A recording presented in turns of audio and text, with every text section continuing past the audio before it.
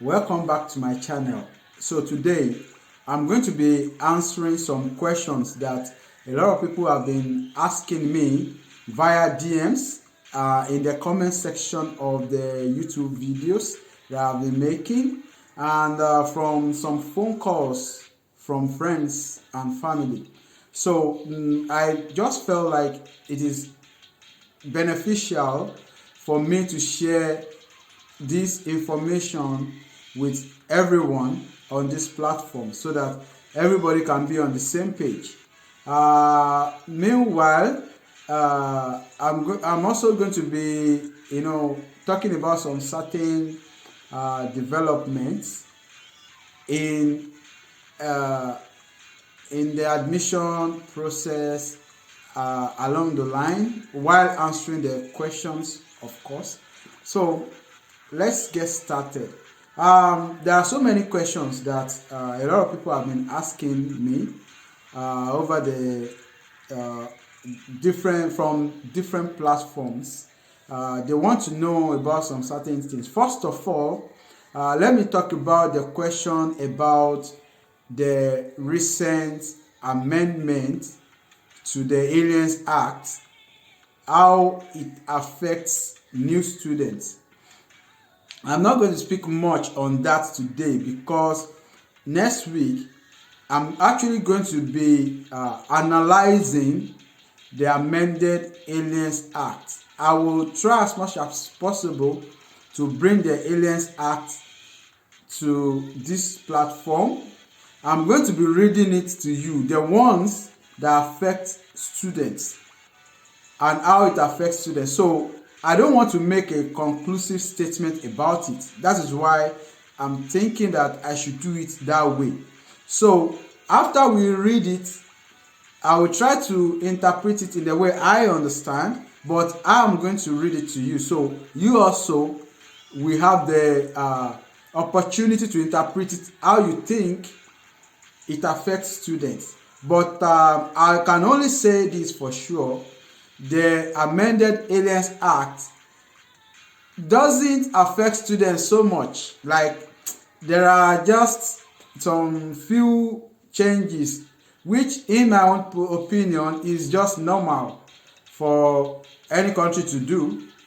I think this is their country and they have the rights, the obligation, the duty to make their country a better place for their citizens and also for foreigners. So I believe that some of the reasons why they had to do some amendments is because of the way some foreigners were abusing some of the privileges they gave to students. So, but I'm not going to talk too much on that today. I'm going to do an exclusive video about it in my next video. So all of us, we are going to scrutinize the Aliens Act together, and we are going to analyze it together, and everybody can make a conclusive decision about what they see there. So yeah, I will get back to you about that next week. Now my next question is one of the questions that a lot of people actually wanted to know about.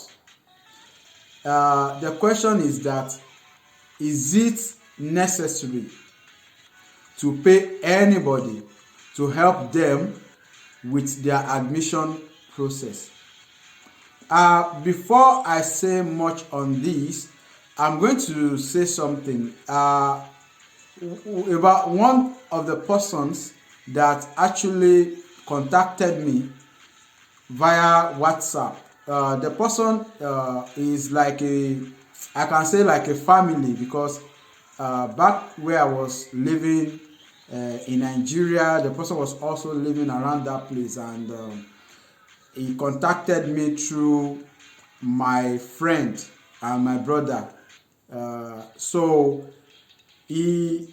after he contacted me and asked me questions about the admission, I directed him to my YouTube, of course, that he should first of all go to my YouTube channel, listen to all what I've said, and if there are other questions he needed to ask, he should ask me, because I wanted to reduce the workload of having to explain about the admission of this country to people as much as possible, so that I will have little time to spend on giving the personal people that are close to me information as much as possible. I'm trying to reduce the time because, like I said, I have a lot of things I'm doing, so I really don't have time to be answering individuals about admission and everything. So the reason why I started making the video, and second reason why I started making the video, is that I'm trying to help people to spend less, because so many people are doing some things like I need somebody to help me, even if I have to give the person some money to be able to help me. You know what I will say about that? First of all, I'm not going to blame anybody for charging anybody to help them with anything via information. Yeah, we are in this world where, in fact, most of the people that make biggest money, they are people that sells information. So if anybody decide to sell the information they have, it is their choice. They have done nothing wrong, to be sincere. And of course, those people are going to use their time also. So if they charge you for their time, I think that is justifiable as well. And then if people help you with some other things that you probably might not be able to do by yourself, their mental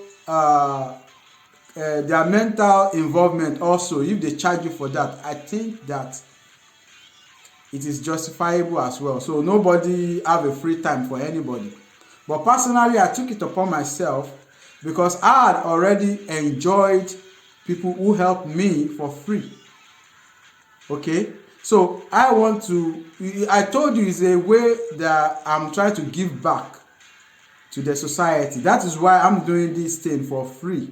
So nobody should DM me and be asking me that I should recommend a reliable agent for them that they can pay. I am not an agent. I am not promoting any form of agency. In fact, Estonia universities does not recognize anything called agents, anything called admission agent. You have to understand that. See, I don't want to talk much on that because something happened recently and I begin to receive a lot of phone call, text messages from my friends and loved ones because they are trying to look out for me. You understand? But actually, I understand why that could happen anyway, but I'm not going to say much about that. But yeah, it is what it is anyway. So that is that about that. I won't say much on that. So yeah, the third question is about the need-based study allowance. A lot of people were asking me why I failed to mention it when I was talking about scholarship and tuition waiver. I have my reasons. The reason why I was quiet about it was because lately the need-based study allowance had some kind of issues based on the proposed amendment, that is the Aliens Act amendment about student scholarship, tuition waiver, and maybe they should be given need-based study allowance. Of course, need-based study allowance is an allowance that is given to students that are 26 years and above if they don't have a means to finance themselves while they are students. But for foreigners, this need-based study allowance has become something else, because from reports that I heard, some people lost their extension of resident permit because they collected need-based study allowance. So use your discretion. That is the only thing I'm going to say about that. Then another question that people were asking me is, how much exactly does it require to process admission in Estonia from start to finish? And my answer is, nobody can tell you a specific amount, that is how much it's going to cost for you to process your admission to Estonia. No one can tell you a specific amount. One of the reasons why nobody can do that is because things are changing. Exchange rates changing every day. Requirements changing every day. So the amount that I spent when I was coming, it can't be the same as how much you will spend when you are coming. See, I don't know how things are in Nigeria now. Again, I don't know how things are cost now and everything. For example, during my own period of doing admission, some of my documents, I send them through DHL. Some of them I send it through registered post at the post office in Nigeria.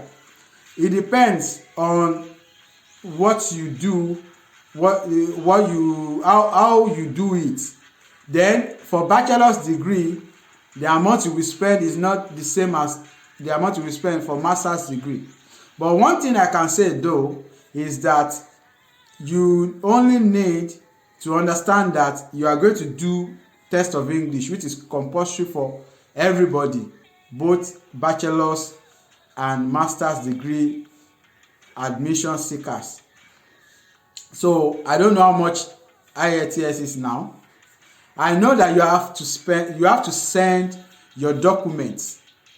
So whichever means you choose to send it will depend on how much you're going to spend. If you use FedEx to send your document, is not the same amount as if you use DHL to send it. It's not the same as if you use registered post from Nigerian National Post Office. I don't know much about that for now. So you have to understand that nobody actually can tell you this is exactly how much you will spend. You can only have a kind of a projected amount, but you just have to prepare. Like what I used to say, what you need to worry about for now is the amount you are going to spend on IELTS. For some people that doesn't have international passports before, they have to spend money on international passports again. So some of these things you just have to find out on your own what the exact amount of money you are going to spend will be. You have to go and do certificate authentication at Ministry of Foreign Affairs. You have to do certified true copy. I don't know exactly how much these things are, so it is impossible for me to tell you exactly how much you are going to spend. So that is it. So I just hope that I have been able to answer the 4 most asked questions that people were DMing me about and trying to get information about. So that being said, I think that the few things I have said about the admission processes and everything should be able to help you to a very, very large extent, if not to all extent, if you also do your required assignment, by finding out more information on those websites that I gave to you in my previous videos. I don't need to mention those websites again. It will be like repetition too much. So check other videos. You will understand what I'm trying to say. So you are going to come out successful, and all those kind of a thing. And if any one of you have written a motivation letter, you can either most of you might not have my DM, but on this YouTube video, drop your comments. So I'm going to find a way that we can work around it, that will be able to help you with your motivation letter modification. But what I want from you is to first of all use your own intellect to write the motivation letter. You are the one that is coming for admission. Why are you coming for the admission? Write it. Going through using those steps that I gave to you in my previous videos. So now you can comment on the YouTube, and then whatever I can do. For some of you that have my Facebook or other means, don't start asking me all over again about what I've discussed on my YouTube videos. Let us talk about what we have not discussed before. That will be so helpful for all of us. You understand? So that will be what I'm going to be expecting from you guys if you need me to help you for your motivation letter. All right? So I think that is all I have for today. I just want to clarify those questions stuff so that we can move on to something else. So like I said when I started this video, I'm going to be talking about the new amended Aliens Act and how it affects students. So in my next video next week. All right, so guys, I'm wishing you the best of luck in this journey. I really wish that all of you achieve your goal of applying to university in Estonia, and I wish to see you guys physically so that we can go and eat sushi together or something. Yeah, I wish you good luck, guys. So if you actually like the content that you are seeing, like I always say, click the button to subscribe, comment, like, and if you want to be getting notification about my subsequent videos, also click the notification bell so that you can keep up with everything we are talking about on this channel. All right, guys, see you next week. Bye.